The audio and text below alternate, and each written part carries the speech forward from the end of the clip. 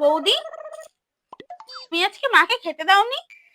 আমি যে আজকে মাকে খেতে দিইনি এই কথাটা তোমাকে কে বললো?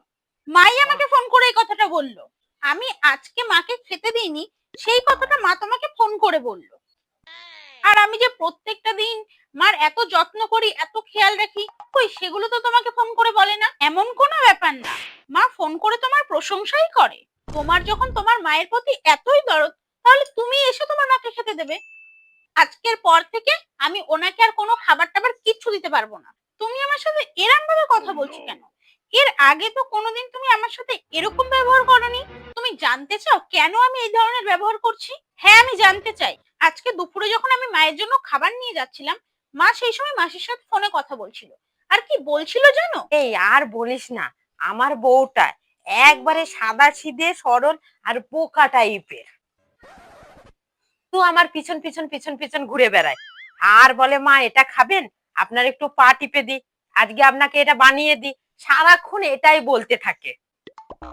একটা ভালো কথা শোন, যখন আমার মেয়ে এ বাড়িতে আসে না, তখন সারাক্ষণ আমার মেয়ের পিছন পিছন ঘুরে বেড়ায় আর সবসময় দিদি দিদি দিদি করতে থাকে। সত্যি কথা বলতে কি, আমি একটা কাজের লোক ফ্রিতে পেয়ে গিয়েছি। তাহলে এখন রাখছি। বৌমা যদি এসে আবার শোনে না, তাহলে আবার খারাপ লেগে যাবে। ঠিক আছে, রাখছি। দিদি, বাবার বাড়ি থেকে কোনো মেয়ে খারাপ হয়ে আসে না। শ্বশুর বাড়িতে এসে যদি এরকম ব্যবহার পায়, তাহলে যে কোনো বউ খারাপ হতে বাধ্য হবে।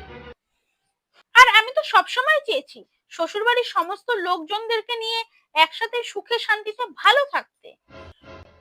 কিন্তু এরকম ব্যবহার পেলে কি করে চলবে বলো? ঠিক আছে বৌদি, তুমি একদম টেনশন করো না, আমি মায়ের সাথে কথা বলে এক্ষুনি আসছি। মা, এসে গেছিস? দেখেছিস তোর বৌদি আজকে আমাকে খেতে দেয়নি। তুমি একদম কোনো মিথ্যে কথা বলবে না, আমি সমস্ত সত্যিটা জেনে গেছি। কেন? আমি কি করলাম? আজকে যখন দুপুরবেলা বৌদি তোমার জন্য খাবার নিয়ে আসছিল, আর সেই সময় তুমি ফোনে মাসির সাথে বৌদির নামে নিন্দে করছিলে, বৌদি সেগুলো সব শুনেছে।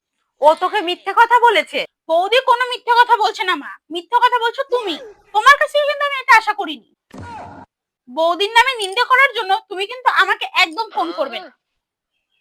একটা কথা মাথায় রেখো মা, বয়সকালে কিন্তু ওই বৌদি তোমার দেখাশোনা করবে, আমি কিন্তু এখানে তোমার দেখাশোনা করতে আসবো না। আরে মা শোন,